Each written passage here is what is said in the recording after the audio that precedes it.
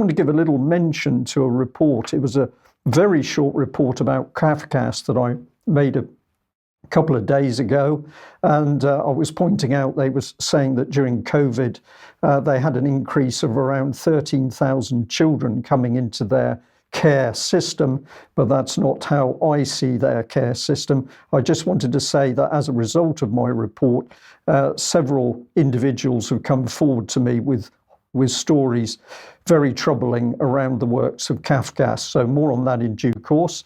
I'd like to say a very big thank you to the lady who sent this card with a very kind donation. Thank you very much for that. It was very much appreciated.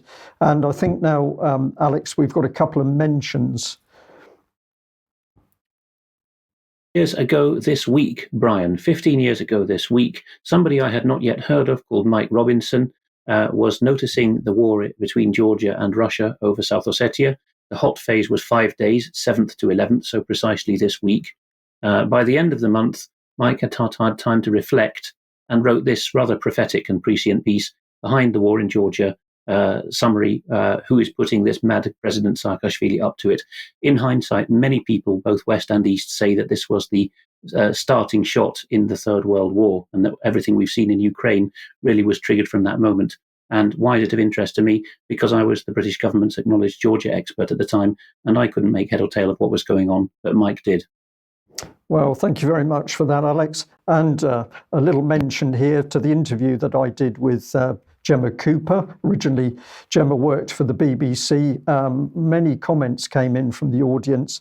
One here from Dwight. This was an excellent interview. So many people fascinated at her personal story and what she had to say about the BBC and a lot of wider issues.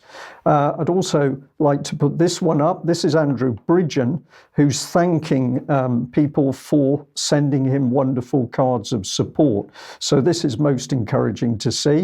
I've also got an email here where a lady said she watched our interview with Andrew Bridgen, decided to donate to his lawsuit against Matt Hancock.